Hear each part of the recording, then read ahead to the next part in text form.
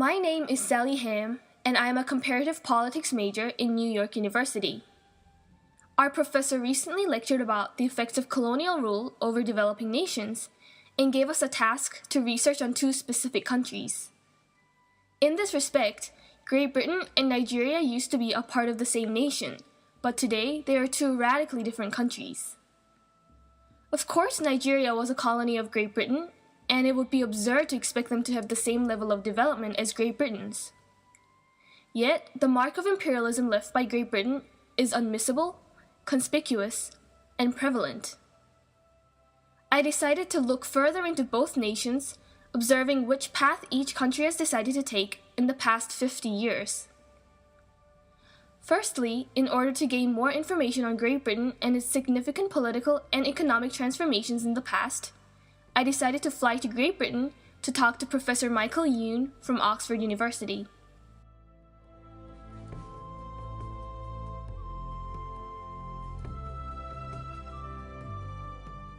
Nice to meet you, Professor. I'm Hello. Sally Ham.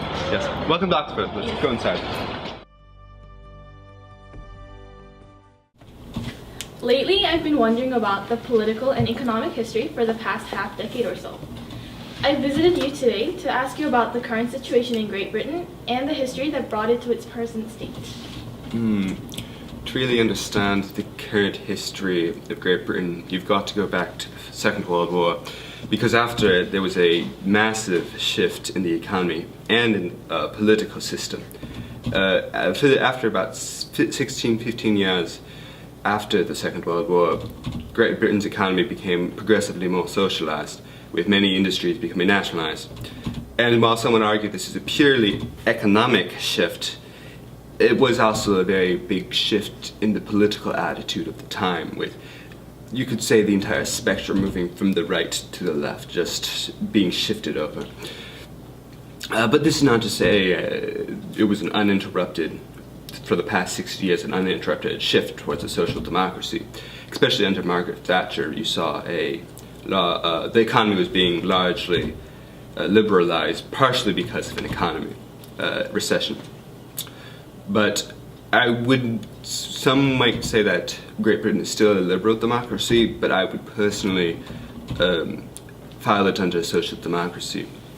Now, you see, in the 60s and 70s, Great Britain began to lose a lot of its colonies, and they were very important to the British economy because they would, like all imperial powers, they would use them as a marketplace to sell finished products, and they would also exploit them for resources.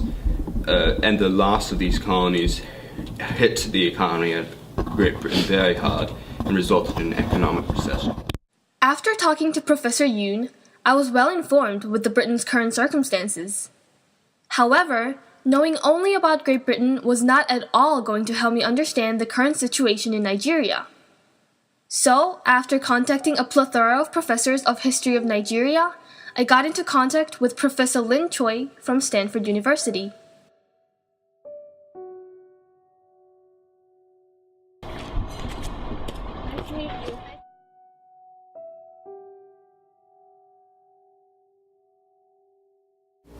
Well, recently there's been much debate on exactly why countries, especially Nigeria, that were under Great Britain's imperialism have developed into a less developed country.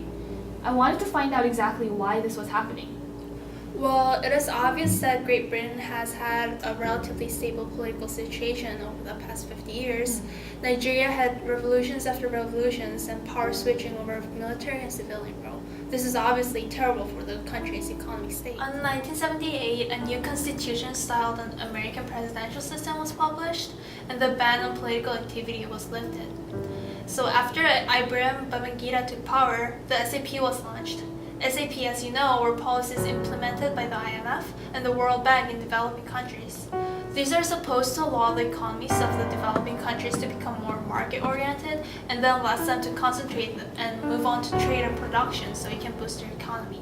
In 2005, the Paris Club, an organization of rich lenders, agreed to write off 2/3 of Nigeria's $30 billion debt that they had so far.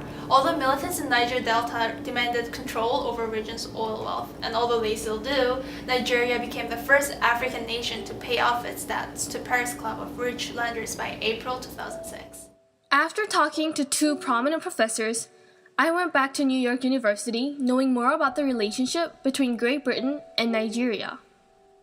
While it is utterly impossible to predict what the future may bring to these two countries, understanding their past most definitely helps.